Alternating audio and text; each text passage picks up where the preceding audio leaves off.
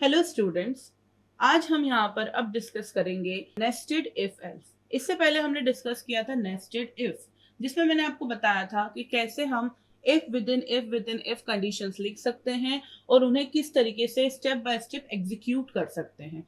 उसके ऊपर हमने एक रियल लाइफ एग्जांपल भी डिस्कस करा था और उसके साथ हमने उस पर एक प्रोग्राम भी डेवलप किया था।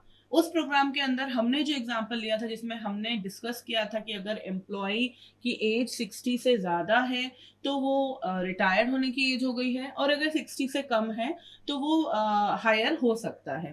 तो इस हिसाब से हमने उसका एग्जाम्पल देखा था। आज हम जो पढ़ेंगे वो है nested if else. Nested if else का लिटरल मीनिंग यही है, वर्किंग वही है जो हमने नेस्टेड इफ के टाइम पर डिस्कस करी थी। उसमें हमने जो एग्जाम्पल डिस्कस किया था वही एग्जाम्पल हम अभी डिस्कस करते हुए नेस्टेड इफ एल्स समझते हैं। सो मैं एक सुपरमार्केट जा रही थी, जहां पर सुपरमार्केट जाते टाइम मेरी मदर ने बोला था कि आप अगर सुपरमार्केट जाएं तो ऑरेंजेस ले आना। बट इसमें अब उन्होंने मुझे ये बोला है कि अगर ऑरेंजेस नहीं मिले तो आप एप्पल ले आना।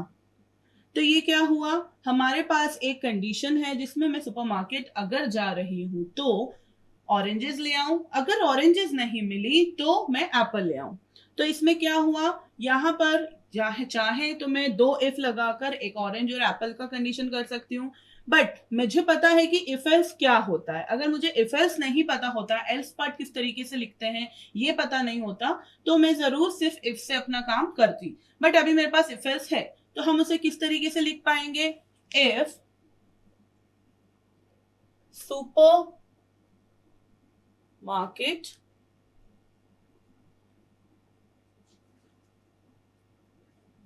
यहां पर इफ ऑरेंज,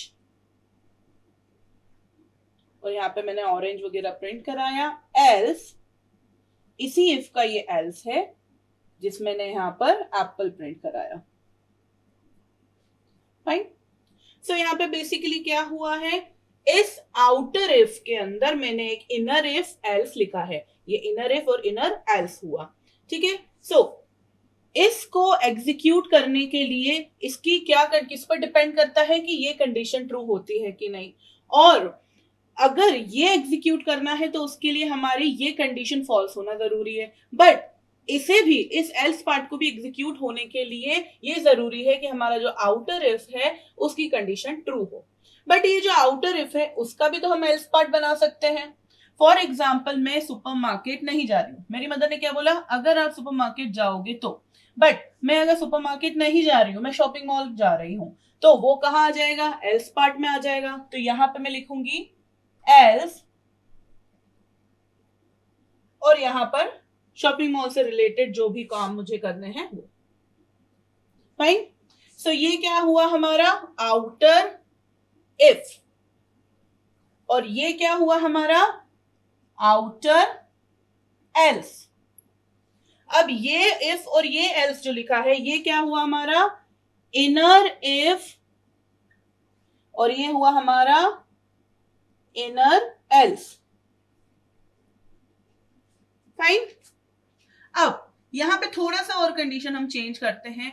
अगर मेरी मदर ने ये बोला होता मुझे कि अगर तुम सुपरमार्केट नहीं जाओ, मॉल जाओ, तो मॉल जाकर मेरे लिए कुछ क्लोथ्स ले आना या फिर किसी भी प्रकार के एंटीक्स या कुछ भी इस टाइप की चीजें ले आना, तो उसके लिए भी मैं यहाँ पर अब एल्स पार्ट में भी इफ एल्स लिख सकती हूँ।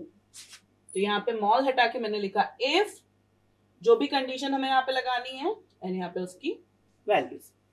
सो हमें बेसिकली इसमें समझ क्या आया है कि हम नेस्टिंग सिर्फ इफ के अंदर ही नहीं कर सकते हैं, हम नेस्टिंग एल्स पार्ट के अंदर भी लिख सकते हैं, हम एल्स पार्ट के अंदर भी इफ लिख सकते हैं। तो अगर मैं इसका सिंटेक्स बनाना चाहूं तो किस टाइप से होगा हमारा syntax, if condition if condition statement else statement else if condition और एल्स पार्ट यहाँ खत्म हो गया। हम चाहें तो इस इफ का भी एल्स बना सकते हैं, इस इफ के अंदर भी हम एक और इफ एल्स बना सकते हैं।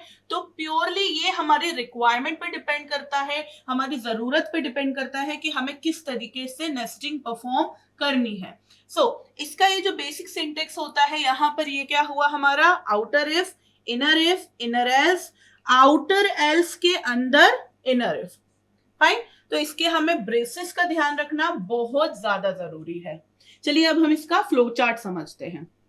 अब हम इसका फ्लो चार्ट देखते हैं। फ्लो चार्ट के लिए हमारे पास एक इनपुट आया, फिर हमारे पास एक कंडीशन है, उस कंडीशन को हमने चेक करा। कंडीशन अगर ट्रू होती है तो ट्रू के केस में हमारे पास यहां पर एक और कंडीशन है। अगर ये कंडीशन ट्रू होती है तो हमारे पास यहां पर एक और कंडीशन है। अगर ये कंडीशन फॉल्स होती है, फॉल्स के केस में यहां पे हमारे पास एक एल्स पार्ट है और वो एल्स पार्ट यहां पर एग्जीक्यूट होता है। अगर ये कंडीशन फॉल्स होती है तो यहां पे हमारे पास एक एल्स पार्ट है और वो एग्जीक्यूट होता है। अगर ये कंडीशन हमारी फॉल्स होती है, सबसे ऊपर वाली, तो हमारे पास यहां पर एक और एल्स पार्ट है, वो एग्जीक्यूट होता है। और उस एल्स पार्ट के एग्जीक्यूट होने के बाद जो हमारे नॉर्मल आउटसाइड स्टेटमेंट्स हैं वो एग्जीक्यूट होते हैं। अगर ये कंडीशन फॉल्स होने के बाद जब एल्स पार्ट एग्जीक्यूट होता है, उसके बाद हमारे नॉर्मल स्टेटमेंट्स एग्जीक्यूट होते हैं। अगर ये कंडीशन फॉल्स होने के बाद हमारा एल्स पार्ट एग्जीक्यूट होता है तो भी हमारे नॉर्मल इंस्ट्रक्शंस एग्जीक्यूट होते हैं। ट्रू होने के बाद भी हमारे नॉर्मल इंस्ट्रक्शंस एग्जीक्यूट होते हैं, यहां पर भी ट्रू होने के बाद भी हमारे नॉर्मल इंस्ट्रक्शंस एग्जीक्यूट होते हैं। ये कंडीशन ट्रू होने के बाद सारी नेस्टिंग परफॉर्म हो रही है। एल्स पार्ट में हमने एक और कंडीशन लिख रखी है जो कि है इफ कंडीशन। और अगर ये ट्रू होती है तो नॉर्मल स्टेटमेंट होते हैं हमारे, और उसके बाद वापस हमारे प्रोग्राम के इंस्ट्रक्शंस। अगर मैं इन्हें बोलूं तो ये हमारा हुआ आउटर इफ के अंदर इनर इफ के अंदर एक और इनर इफ बना है। ये इनर इफ क्या एल्स बना हुआ है। अगर मैं इसे 1 नंबर दूं तो ये 1 नंबर का एल्स है, पेयरिंग कर रही हूं मैं। अगर इसे मैंने 2 नंबर दे रखा है तो 2 नंबर इफ का ये एल्स है। अगर मैंने इसे 3 नंबर दे रखा है तो 3 नंबर इफ का ये 3 नंबर एल्स है। और यहां पे मेरे पास एक और इफ है 4th नंबर, जिसका कोई एल्स हमने बनाया नहीं है। तो इस तरीके से वर्किंग चलती है हमारी नेस्टेड इफ एल्स की। अगर आप इसे और ज्यादा आप नेस्टिंग परफॉर्म करेंगे तो लिटरली आपको पूरा नेस्ट जैसा इस तरीके से दिखने लग जाएगा, जिसमें अगर आपको इसे सॉल्व करना है तो इसे सॉल्व करना जरूरी हो जाएगा। चलिए अब हम एक एग्जांपल लेते हैं। एक क्वेश्चन है मेरे पास जिसमें मेरे पास कुछ वेरिएबल्स हैं, एज और सैलरी नाम का, और मैं यूजर से एज ले रही हूं और सैलरी ले रही हूं किसी एक एम्प्लॉय की। अब मुझे इसमें यह चेक करना है कि अगर वो एम्प्लॉय का एज 50 से ज्यादा है तो उस केस में हमारे जो एम्प्लॉय की सैलरी अगर वो 60 से ज्यादा है, 60,000 से ज्यादा है, तो उसमें एड ऑन होना चाहिए 10,000। अगर 60,000 से ज्यादा नहीं है तो उस केस में एड ऑन होना चाहिए 5,000। लेकिन अगर हमारे एम्प्लॉय की एज 50 से ज्यादा नहीं है, दैट मीन्स 50 से कम है, तो उस केस में हमारा क्या होना चाहिए, सैलरी इंक्रीमेंट होना चाहिए बाय 3,000। तो ये अभी सुनने में बहुत कंफ्यूजन लग रहा है, बट हम जिस तरीके से मैंने आपको बोला उसको लाइन वाइज हम कंस्ट्रक्ट करेंगे तो ये इतना ज्यादा कंफ्यूजिंग भी नहीं लगेगा। तो सबसे पहले मैं अपने दोनों वेरिएबल्स ले लेती हूं, एज एंड सैलरी, जिनकी वैल्यू मैंने यूजर से लिया है। So enter age and salary. Scanf use करा मैंने, जिसमें percentile d, address operator age, address operator salary. Fine. इसके बाद मैंने सबसे पहली लाइन क्या बोली थी कि अगर मेरे एम्प्लॉय की एज 50 से ज्यादा है, तो सबसे पहली कंडीशन तो हमारी यही हो गई, if age is greater than 50।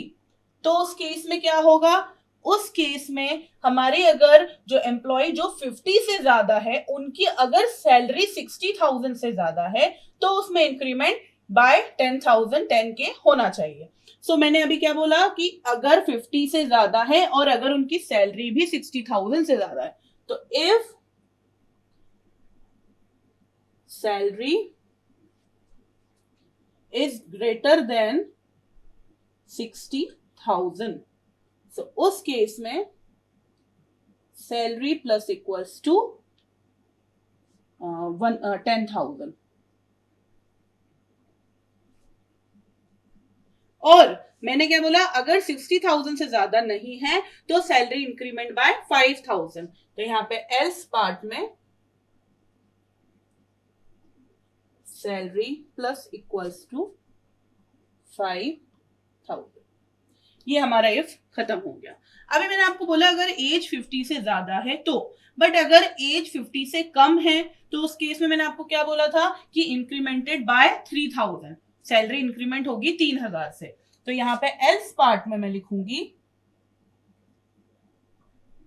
Salary equals plus equals to 3,000, और यहां पर मैंने print f percentile d rupees salary.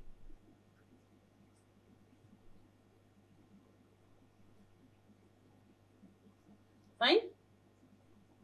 तो मैंने यहाँ पे प्रिंट करा दी सैलरी। सो अब सबसे पहले यहाँ पे क्या होगा, कंपाइलर सबसे पहले यूजर से इनपुट लेगा। तो यहां से यूजर से इनपुट लेता हुआ कंपाइलर आया। फॉर एग्जाम्पल मैंने उस कंपाइलर को इनपुट दिया है, एज दिया है 56, फाइन, और सैलरी दी है 68,000। ठीक है, 56 एज दी है और सैलरी दी है 68,000। तो यहाँ पे इनपुट गया फर्स्ट कंडीशन के अंदर, जो कि है age is greater than 50, that means 56 is greater than 50। So ये हमारा कंडीशन ट्रू हो गया। ट्रू होने की वजह से यहाँ पे हमारे पास एक और कंडीशन मिल गई हमें, जिसमें हमने चेक करा है सैलरी इज ग्रेटर देन 60,000। तो सैलरी हमारे पास 68,000 है, जो कि ग्रेटर देन है 60,000। सो हमारा यहां पर इंक्रीमेंट हो गई सैलरी बाय 1000। दैट मीन्स अब इसकी सैलरी यहां पे क्या हो गई है 68 से 78,000, और जो हमारा कंसोल है उस पे प्रिंट हो जाएगा 78,000 रुपीज, ये प्रिंट हो जाएगा। फाइन। बट अब मैं अपने इनपुट चेंज कर रही हूं। मेरा इनपुट अभी भी 56 ही है, बट सैलरी मैंने कर दी है यहां पर 48,000। सैलरी मैंने कर दी 48,000। तो यहां तक की वर्किंग तो सेम रहेगी, यहां से ट्रू होके हम यहां तक आएंगे, बट यहां आकर हमारा कंपैरिजन चेंज हो जाएगा। अब यहां पे हम कंपैरिजन क्या कर रहे हैं, 48,000 इज ग्रेटर देन 60,000। तो हमारी कंडीशन क्या हो गई, फॉल्स हो गई है। तो ट्रू के केस में था, फॉल्स होने की वजह से अब हम यहां पर गए एल्स पार्ट के अंदर, और वहां पे लिखा था सैलरी हमारी प्लस इक्वल्स टू 5,000। तो अब हमारे कंसोल पे 78,000 ना प्रिंट होते हुए 48 प्लस 5 53,000 प्रिंट हो जाएगा। फाइन। अब मैं यहां पर एक चेंज कर रही हूं। वो क्या चेंज कर रही हूं कि मेरी जो एज है वो मैंने कर दी यहां पर 48, फाइन, और 48 एज कर दी, और सैलरी यहां पर मैंने कर दी है फॉर एग्जांपल 79,000। फाइन। तो सबसे पहले तो यहाँ पे एज हमारी चेक होगी इफ कंडीशन पर। तो एज क्या हो जाएगी, 48 इज ग्रेटर देन 50, तो कंडीशन फॉल्स हो गई। कंडीशन फॉल्स हो गई इस वजह से हमारे जितने भी इफ और एल्स इस इफ के अंदर लिखे थे वो कंपाइल होंगे ही नहीं, और अगर वो एग्जीक्यूट होंगे ही नहीं तो ये 79,000 इस सैलरी से कभी भी कंपैरिजन नहीं करा जाएगा कि वो बड़ा है कि छोटा है, उसमें 10,000 ऐड करना है कि 5,000 ऐड करना है। ये सब कुछ सिर्फ तभी हो सकता था जब हमारी जो आउटर इफ है उसकी कंडीशन हमारी ट्रू होती, दैट मीन्स 50 से एज ज्यादा होती। तो 79,000 है इसलिए यहां पर फॉल्स कंडीशन में एल्स पार्ट में जाएंगे, और एल्स पार्ट में लिखा है सैलरी प्लस इक्वल्स टू 3,000। सो इसमें 79,000 में 3,000 होगा हमारा ऐड, और इसके बाद यहाँ पे सैलरी क्या प्रिंट हो जाएगी हमारी 82,000। फाइन। सो इस तरीके से हमारे प्रोग्राम का पूरा फ्लो चार्ट रहेगा, और इस तरीके से हमारे प्रोग्राम में डेटा फ्लो करता है। ये वर्किंग है हमारे नेस्टेड इफ एल्स की। चलिए अब इसके बाद हम एक प्रोग्राम देखेंगे जो कि हम हमारे यही प्रोग्राम को हम C++ पे एक बार एग्जीक्यूट करके देखेंगे, और हम समझेंगे कि जो हमारे इनपुट्स हम यहाँ पे दे रहे थे वही इनपुट्स जब हम रन टाइम पर दे रहे हैं तो वो हमारे कंसोल पे क्या आउटपुट शो कर रहे हैं।